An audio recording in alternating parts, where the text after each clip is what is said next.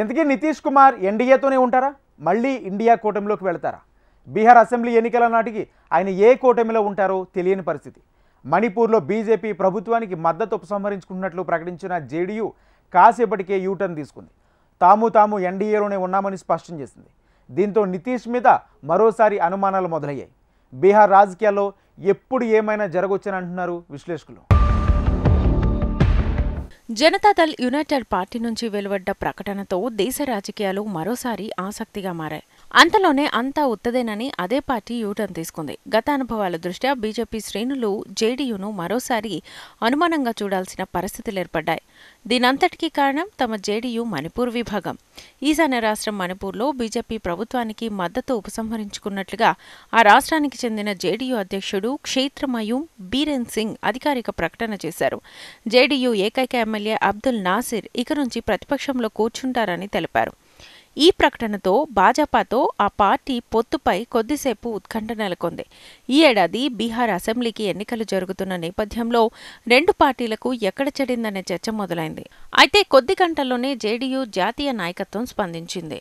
ఆ వార్తల్లో ఎంతమాత్రమూ నిజం లేదని జేడీయూ జాతీయ ప్రతినిధి రాజీవ్ రంజన్ ప్రసాద్ వివరణ ఇచ్చారు. పార్టీ జాతీయ నాయకత్వాన్ని సంప్రదించకుండా మణిపూర్ జేడీయూ రాష్ట్ర విభాగం అధ్యక్షుడు క్షేత్రమయూం బీరేన్ సింగ్ సొంతంగా ప్రకటన చేసినట్లుగా తెలిపారు. బీరేన్ సింగ్ను క్రమశిక్షణ రాహిత్యం కింద పదవి నుంచి తొలగించినట్లుగా వెల్లడించారు.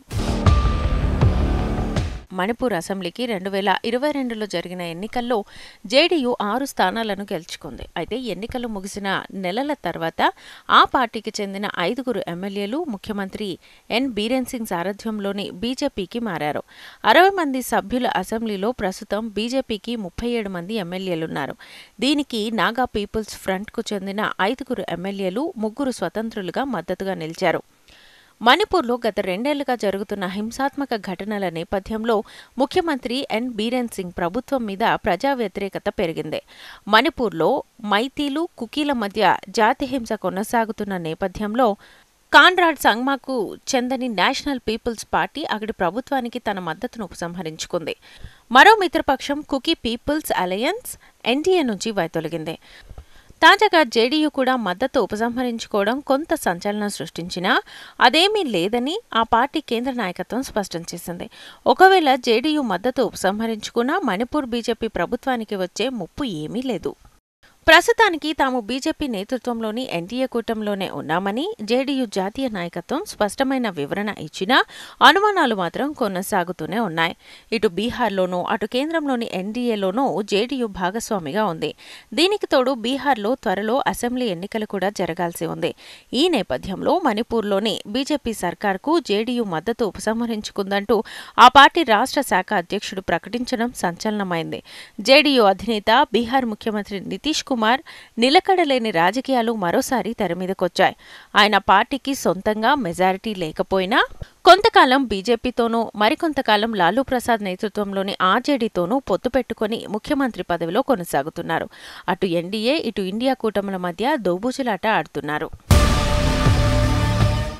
నితీష్ కుమార్ నాయకత్వంలోని జేడీయూ 2013లో తొలిసారిగా నరేంద్ర మోదీ ప్రధాని అయిన తర్వాత బీజేపీతో జేడీయూ పొత్తును తెంచుకుని ఎన్డీఏ కూటమి నుంచి బయటకొచ్చింది. ఈ నిర్ణయం మతతత్వానికి వ్యతిరేకంగా పోరాటమని ప్రకటించుకున్నారు. ఆ తర్వాత లాలూ ప్రసాద్ ఆర్జేడీ కాంగ్రెస్కు దగ్గరయ్యారు.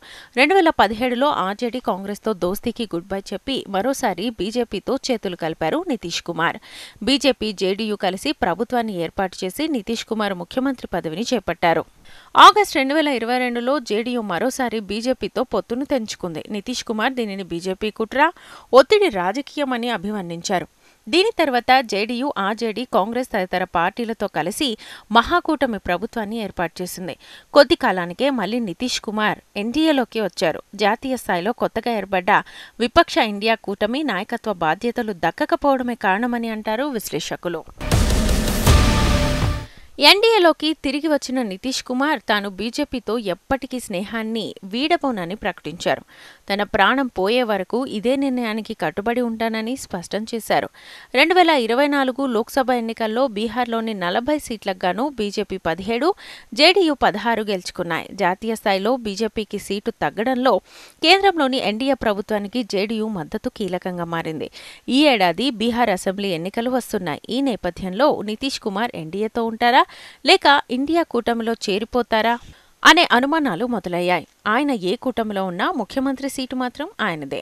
బీహార్ రాజకీయాల్లో ఎప్పుడు ఏమైనా జరగచ్చంటున్నారు విశ్లేషకులు. కానీ నితీష్ కుమార్ కూటమి మారితే జాతీయ స్థాయిలో ఆయన విశ్వసనీయత మరోసారి ప్రశ్నార్థకంగా మారడం ఖాయం.